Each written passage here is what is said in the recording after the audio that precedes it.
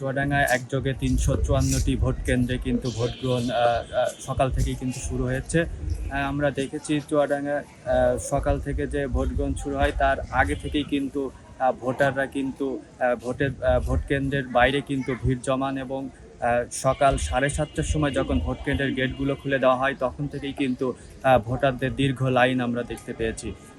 এই ভোটারদের ভিতরে সব থেকে কিন্তু নারী ভোটারদের কিন্তু উপস্থিতি আমরা বেশি লক্ষ্য করছি।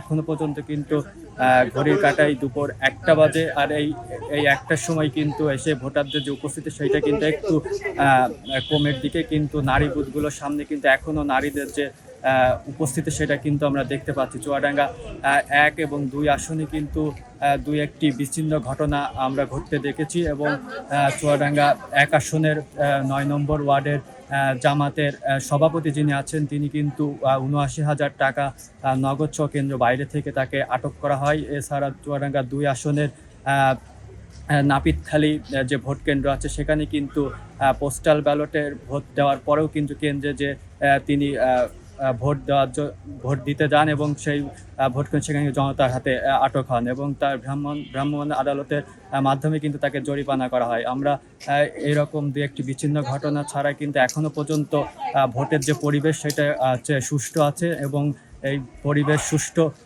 রাখার জন্য কিন্তু আইন শৃঙ্খলা বাহিনী কিন্তু তৎপর রয়েছেন। আমরা দেখেছি পুলিশ, আনসার এবং বিজিবি, তার সাথে কিন্তু সেনাবাহিনীও মাঠে কাজ করছেন।